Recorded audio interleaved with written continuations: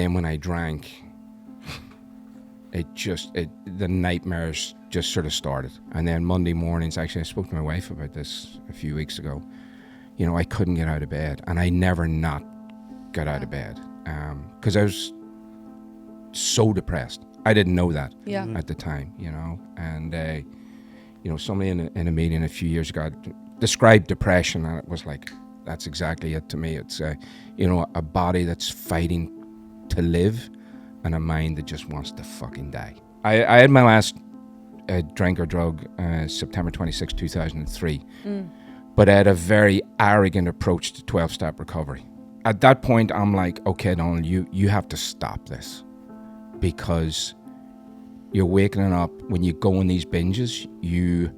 First of all, you don't remember them. Like, the blackouts got so scary bad. Yeah. And then the depression was fucking awful. And I didn't know it at the time what the depression was. I wasn't defining it as, I'm depressed. Yeah, for sure. That last night I drank, it was like different people had said to me, dude, you don't drink like us. Mm-hmm. You don't do things like us. And I think that, you know, I knew exactly I was an alcoholic. The first step was like so glaringly obvious. I made a decision that I was going to do lots of other things. And the funny thing is, like, the one that I did, well, I was encouraged to do it by my wife, and I was like, I don't want to fucking do this. But I wound up doing so many parts to this program, and I got to the end of it after about 3 years.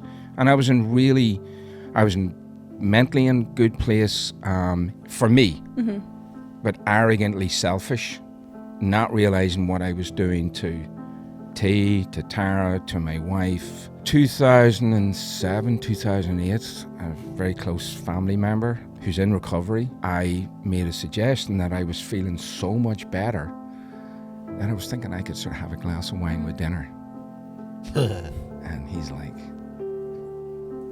maybe you'll come to a meeting with me. And I'm like, what? And then 2009, February 1st, actually, I went to my first men's meeting. And I hadn't cried since my father died.